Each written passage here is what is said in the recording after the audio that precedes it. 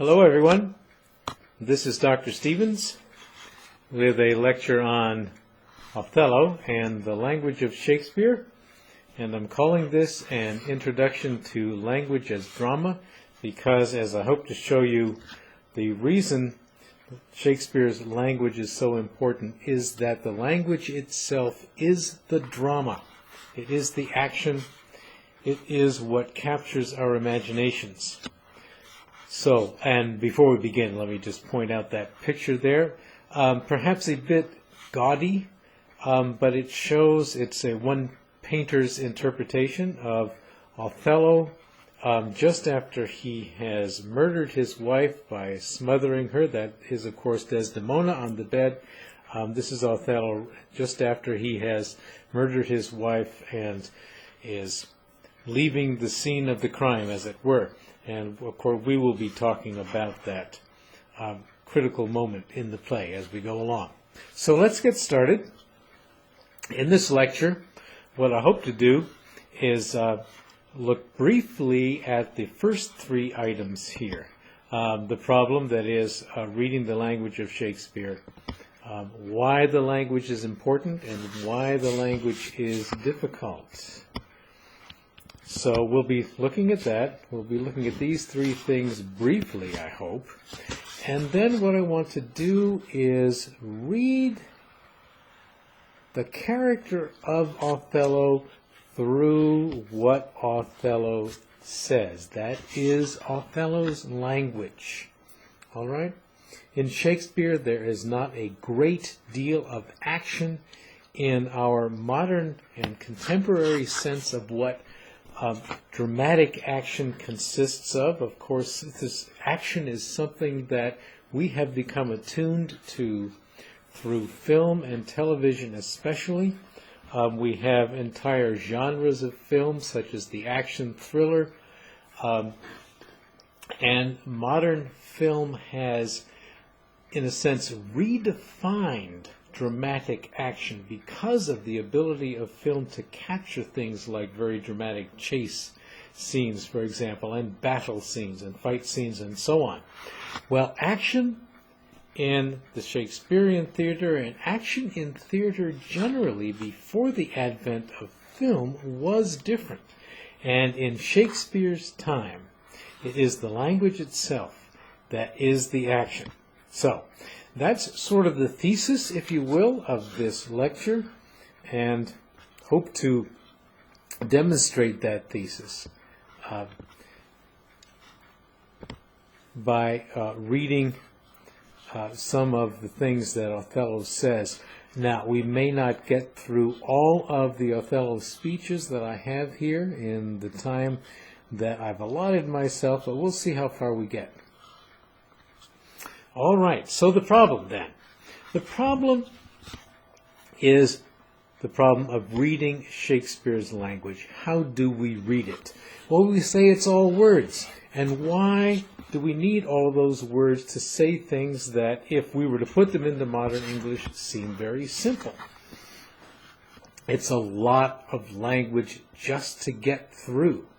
Of course, it's a little bit different when you hear it on the stage, because you're hearing somebody speak, and that helps you get through the language. And the words are difficult to understand. Why are they so difficult to understand? And because the language is difficult to understand, it slows us down.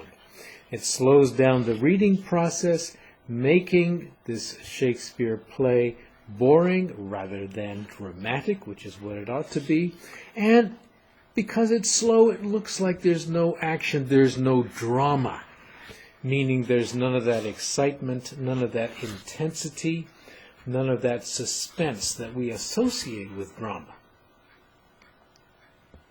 Moving right along then. The language is important. And by the way, let me point out something. We often say that Shakespeare wrote in Old English. And what we mean when we say Shakespeare wrote in Old English is that the language looks old, it sounds old, it doesn't sound like the language we use today. And that's true. But the language is still fundamentally, the language of Shakespeare is modern English. It's an earlier version of modern English. It goes back over 400 years. But nonetheless, the vocabulary, the syntax, the grammar are all essentially the same as what we use today. So, why is the language important? As I was saying earlier, the language itself is the drama. In Shakespeare, language is character, meaning not that the language itself is a character in the play, but that the language creates the character. And the language is the action. It is the drama. It's what creates the excitement, the suspense, the intensity of what we think of as drama. So let's move along here. Look briefly at why Shakespeare's language is difficult. First of all, Shakespeare makes extensive use of metaphor. The language is highly figurative. He uses figures of speech to convey ideas, and these metaphors are not always easy.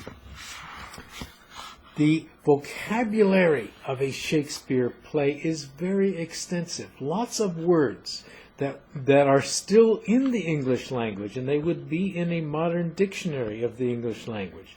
They are still in our vocabulary, but a lot of words that we no longer use on a daily basis. And then not only words that are in the dictionary but are no longer used, but even words that would be hard to find in a dictionary. In other words, they're not even in the lexicon or the vocabulary of contemporary English. But let's look at these things. Rather than giving you examples here of extensive use of metaphor and so on, let's look at a selection of the actual language of Shakespeare in the play Othello. Let's look at that language, and as we come across things like metaphor and unusual words, we'll point them out. But the main purpose here in looking at Othello's language is to look at the way in which that language creates the drama. Now, you all are, I hope, familiar with at least the basic plot. There's this bad guy, Iago, who leads Othello to believe that his wife is cheating on him, his wife Desdemona, whom he loves dearly and who we know loves him very much as well, but he believes from what Iago says that Desdemona is cheating on him. He kills his wife and then he kills himself. Okay, very brief and simple plot summary, right? So, what we're going to begin with is the accusation scene. That is the scene in which Othello accuses Desdemona of being unfaithful. And so we'll begin in the middle of this scene here. Desdemona, at this point, realizes that Othello is upset with her for some reason. And so she says, "Upon my knees, what doth your speech import?" Okay, I said sometimes there are words that are still in our vocabulary today, but they are used in ways that are difficult to understand because we no longer use this. The word import in this sense means simply mean.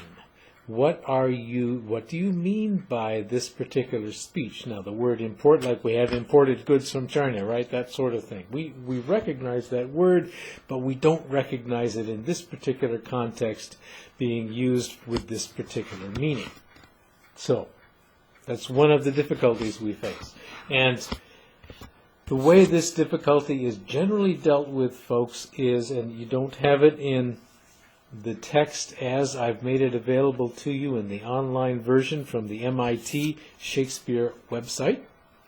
However, in most editions of Shakespeare, hard copy editions if you will find notes and margin glosses that will explain how words are being used.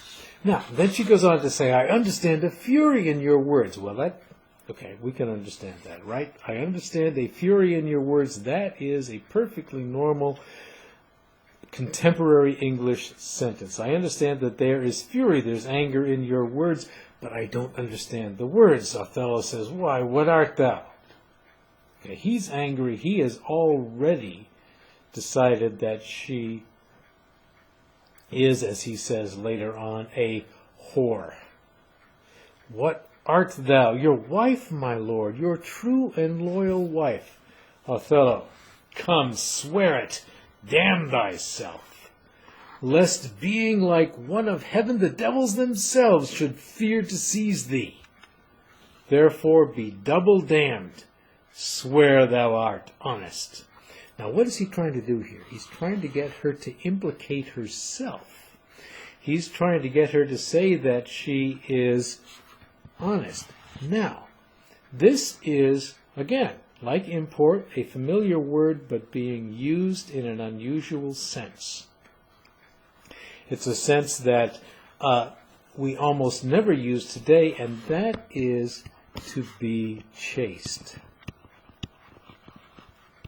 In Shakespeare's time, the word honest meant, in of course, the appropriate context, it was synonymous with the word chaste, meaning sexually faithful, right? Sexually chaste. He's trying to get her to damn herself by telling a lie, right? Because he believes that she is nothing like chaste at all. She is not honest in that sense. So he's trying to get her to damn herself. Moving along.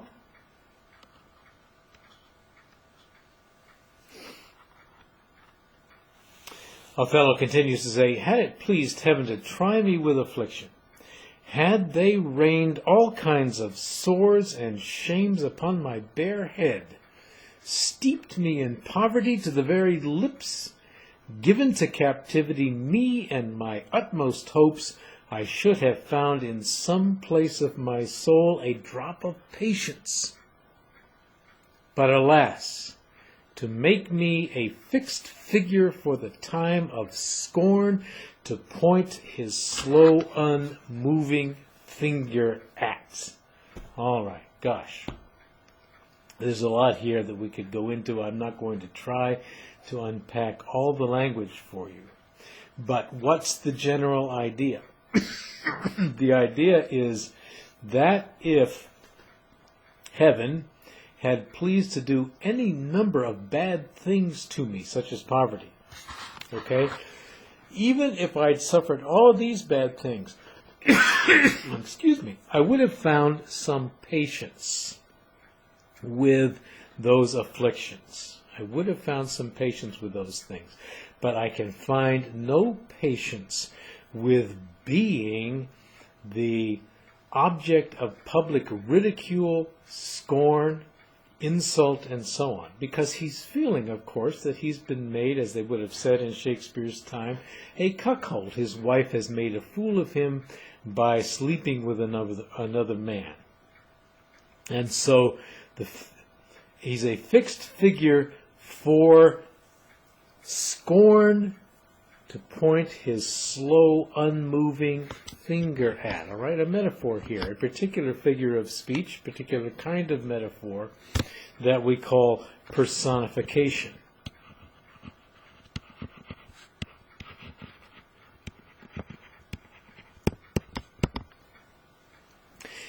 The fixed figure, of course, is Othello himself. And scorn is being personified as somebody who could point his slow, unmoving finger at.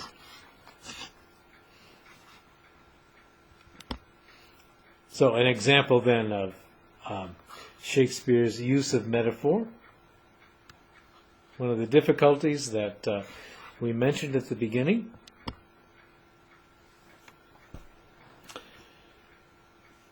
But there, he continues, but there where I have garnered up my heart where either I must live or bear no life, the fountain from which my current runs, or else dries up, to be discarded thence, or keep it as a cistern for foul toads to knot and gender in. Turn thy complexion there, patience, thou young and rose-lipped cherubin.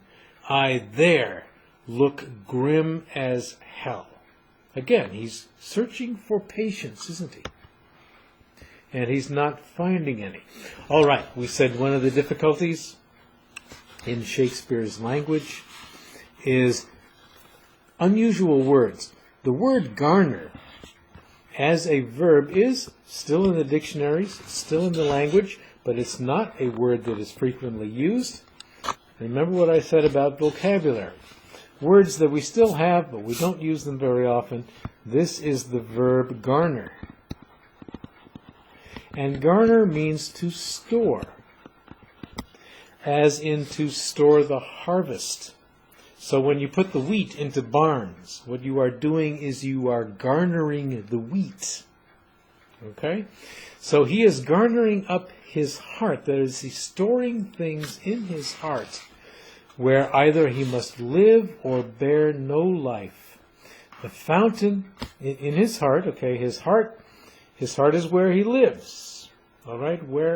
And so it is from his heart that life, the fountain, right? The fountain of life runs like a river, a current, or it dries up. To be discarded thence, or keep it as a cistern for foul toads to knot and gender in. Okay, again, unusual use of words that in themselves are still familiar. To knot means, in this particular sense, toads copulating.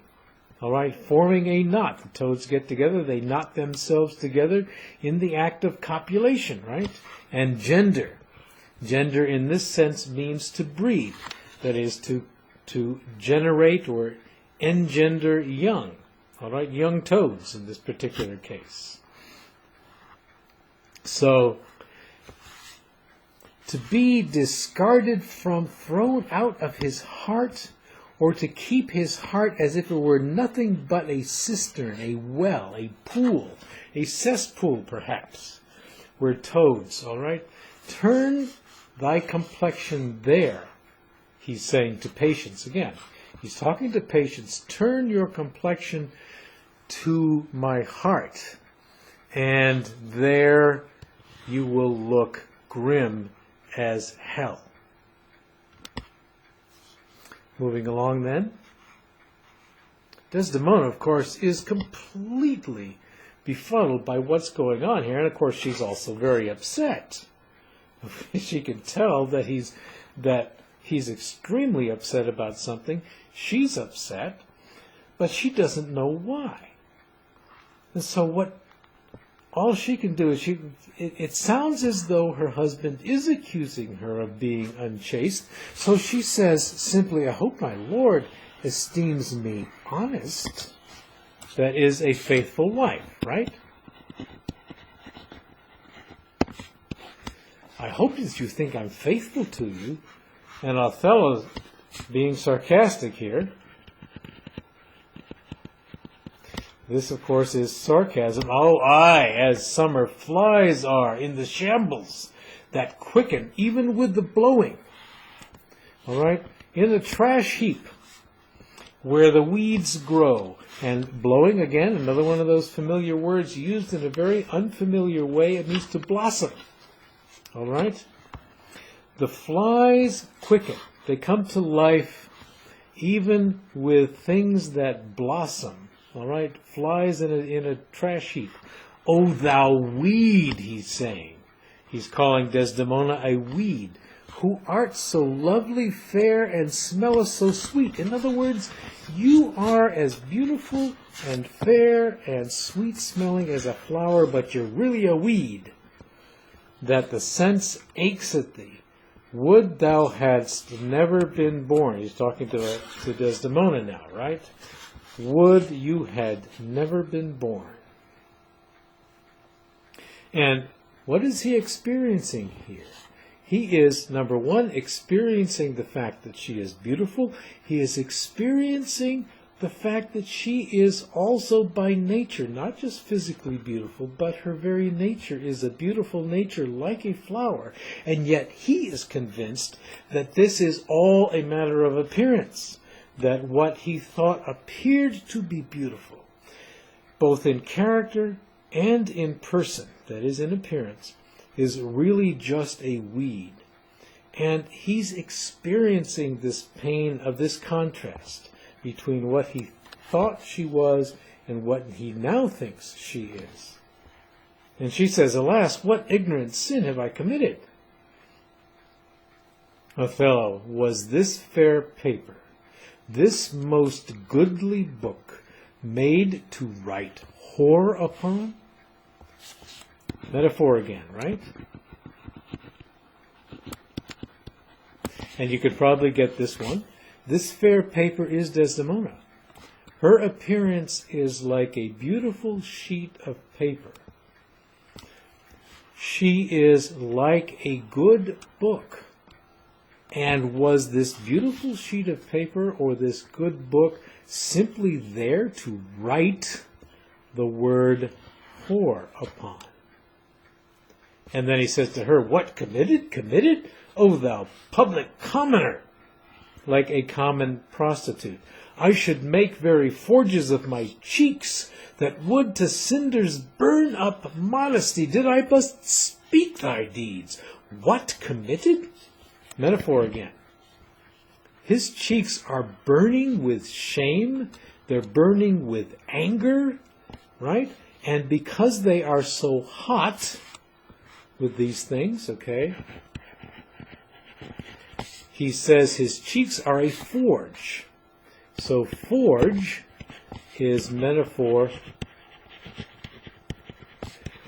for the pain or fire. Okay, fire, of course, would be another metaphor, right? For the pain fire of shame and anger. So they are like a forge. That is a place where you would have a very, very hot fire in order to melt ore, to make it into iron, say, for example. It would be so hot that it would burn up modesty to cinders or to ashes.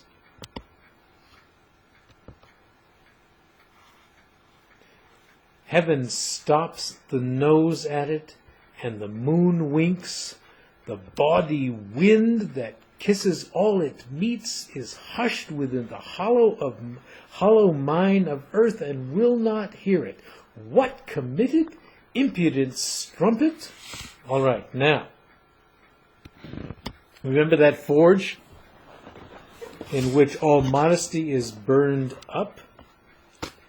What he's referring to is the idea that Desdemona, who he thinks is, as we say, a whore, he is filled with shame and anger, not just at the idea that she's been unfaithful, but that she is now denying it. She has no shame whatsoever. Desdemona says, of course, again, she is starting to get the picture, isn't she? She realizes what she's being accused of, and she says, "By heaven, you do me wrong.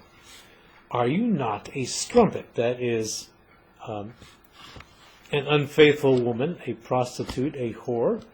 Desdemona, "No, as I am a Christian. If to preserve this vessel," that is her body, right? "If to preserve this vessel for my Lord from any other foul, unlawful touch, be not to be a strumpet, I am none."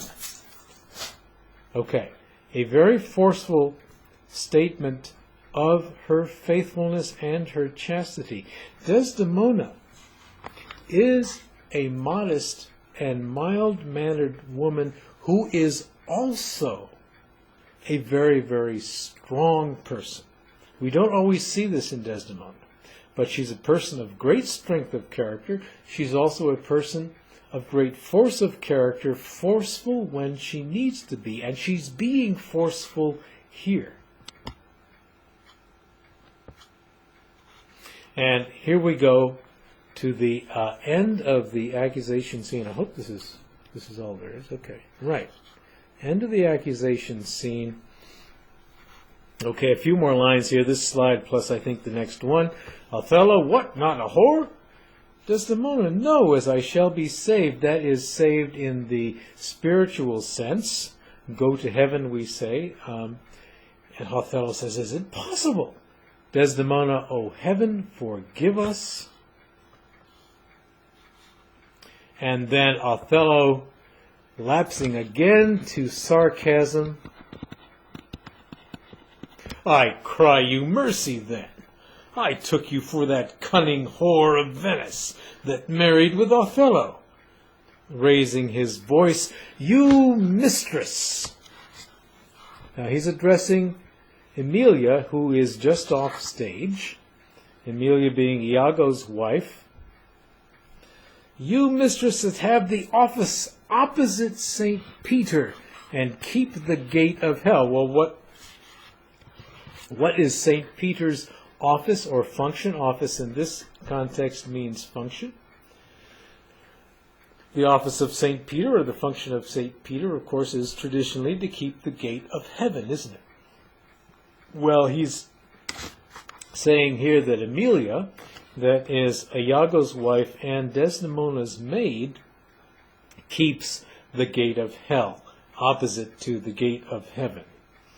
Because he is assuming that Emilia has been the go-between between Desdemona and Cassio, the man that Othello thinks Desdemona has been unfaithful with.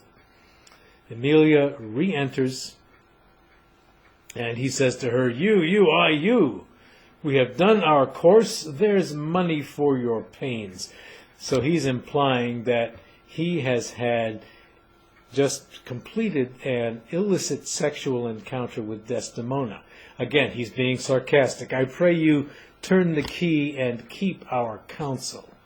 All right, in other words, keep secret what we've been doing, the implication being that, she has just gotten them together for an illicit sexual encounter, and he is paying her off. And he leaves.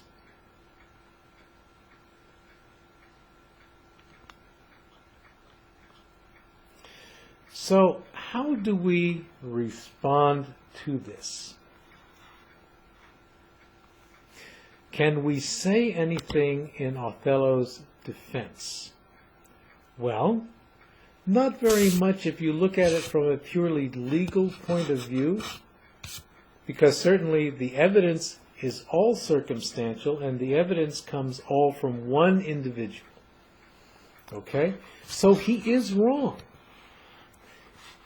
But he feels wronged.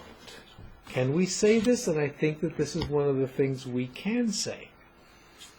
His sense of injury is so intense as to overwhelm him, that is, to rob him of his reason, as we say. Yes, we can say that.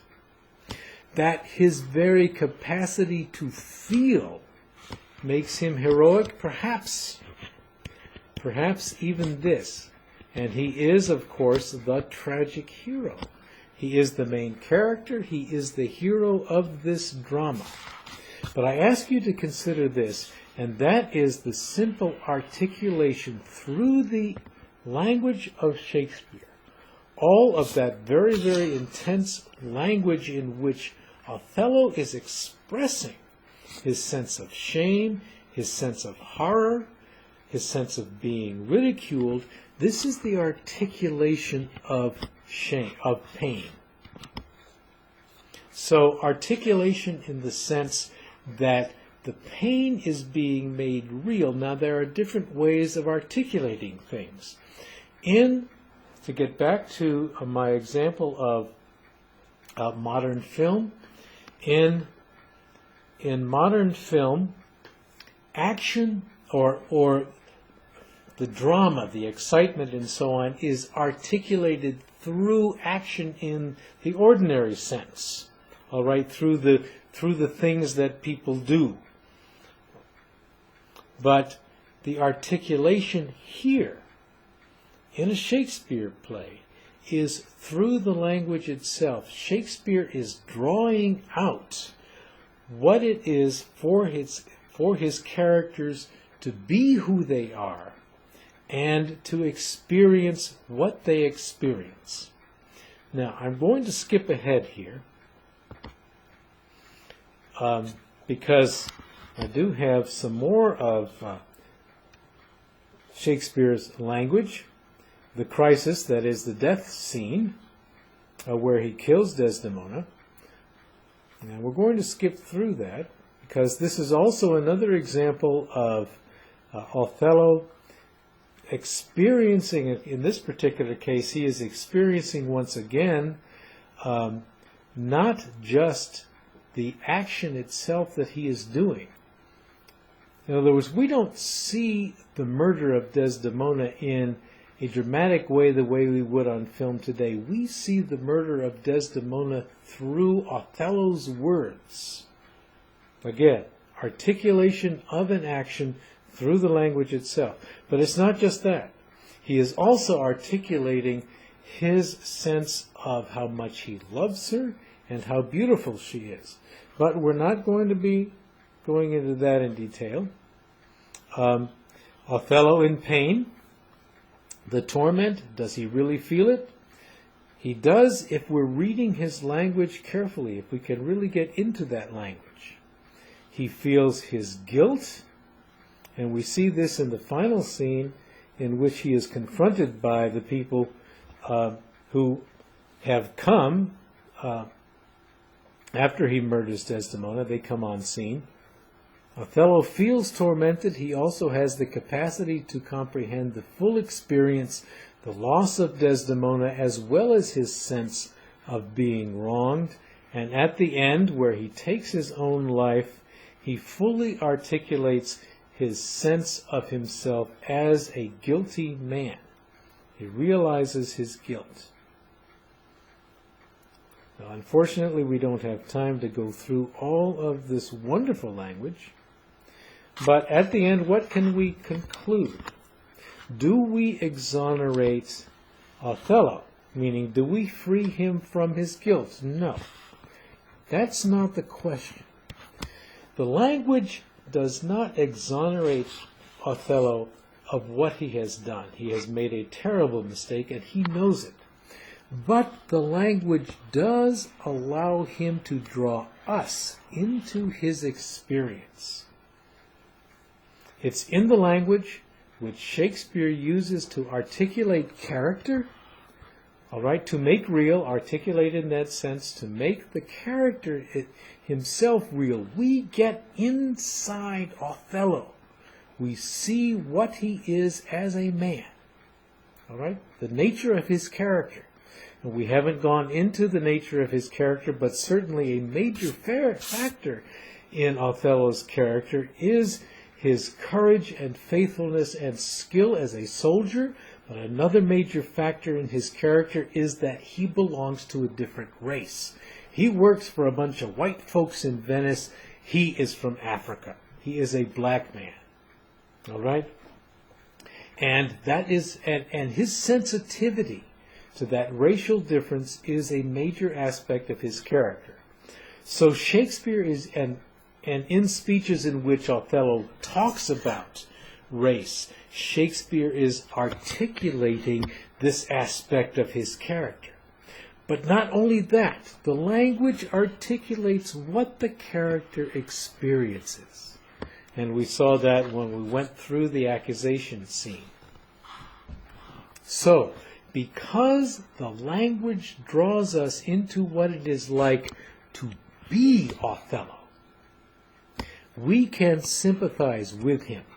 Even though he has done a monstrous thing, he has murdered his wife on no grounds whatsoever. She's completely innocent, nothing to charge her with. even though he has done a monstrous thing, we can sympathize with him. We can sympathize with a man who has committed a monstrous act. If we can't, if the language does not work, then there's no way we can sympathize with Othello. He is a protagonist that he is a protagonist who is not a protagonist at all. He's not the tragic hero that he would need to be. But of course, he must be. The play would not have survived as long as it has otherwise. And it has survived. It succeeds, and it succeeds because of the power of Shakespeare's language. Thanks very much for listening, folks, and I'll see you online.